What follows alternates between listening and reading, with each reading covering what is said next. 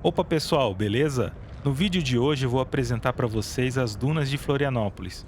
Essa trilha eu realizei em julho de 2025 e 25 e recomendo muito que vocês visitem. No vídeo vou dar as minhas impressões sobre ela e também algumas dicas essenciais para que vocês também possam conhecer ou mesmo visitar. E se não quiser, pode acompanhar aqui no vídeo para conhecer um pouco das imagens que eu capturei. Como podem ver, demorei bastante para trazer esse vídeo, mas pretendo manter o canal atualizado sempre que possível. Já curta o vídeo e se inscreva para me ajudar. Então, bora lá. O meu objetivo dessa vez nas dunas era um teste de resistência na areia. Para isso, eu queria atravessar a maior parte do trajeto a pé, pela areia. Eu estava com uma mochila de aproximadamente 20 quilos, propositalmente. O percurso teve 15,5 quilômetros e durou 7 horas e meia, contando as paradas. Como é de se perceber, estou fora de forma para fazer a trilha, mas considero esse trajeto moderado. Iniciei pelo bairro São João do Rio Vermelho e entrei já no comecinho das dunas. Uma dica: procure andar no plano, próximo às margens da mata. Andar na areia fofa e subir os morros vai te deixar exausto. Evite isso se não for o seu objetivo.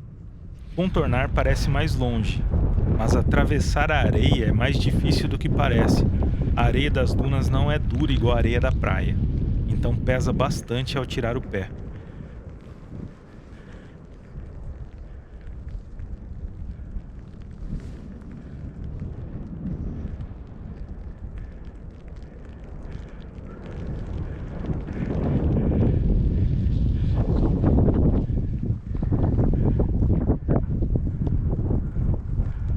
Por isso, eu acho que o item mais importante aqui é o calçado. Evite calçados pesados. Em breve vou mostrar alguns testes que fiz, mas já adianto, a sandália é a melhor opção. As dunas são um local muito bonito de se conhecer e não é necessário fazer todo o trajeto que eu fiz. Existem várias trilhas que se iniciam no bairro do São João do Rio Vermelho e terminam na praia do Moçambique. Recomendo muito essas trilhas. É um local bem tranquilo se você se mantiver nelas.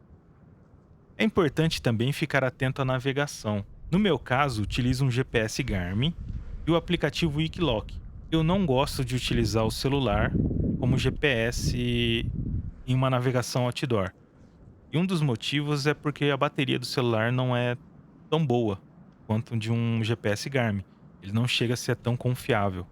Então eu prefiro ter um GPS físico dedicado para navegação e utilizar o celular como um backup.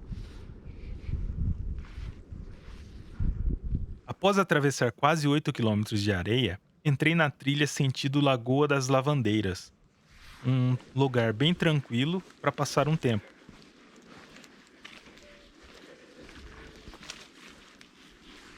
Um aviso importante: não se arrisque fazendo trilha ou atividade outdoor sozinho, ou sem um guia ou conhecimento para isso. É fundamental pensar na sua segurança e na de quem está com você. Alguns podem estranhar também o peso da mochila, mas a água pesa bastante. Levei 6 litros de água.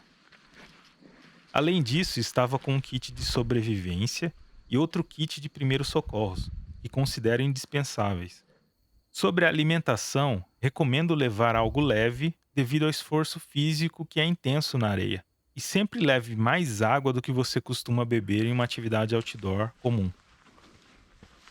Continuei a trilha e o final dela sai em um resort no bairro, onde pude conhecer a praia de Santinho.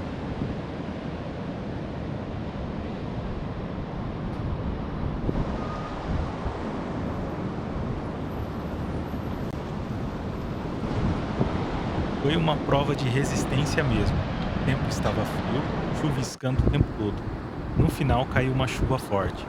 A vantagem desse tempo é que alivia o calor que desidrata, mas o frio deixa o corpo mais exausto.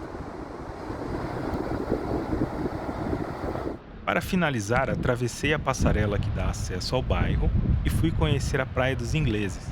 Gostei desse desafio e a experiência de andar tanto tempo na areia é um diferencial para mim. O vídeo vai ficando por aqui e até a próxima aventura.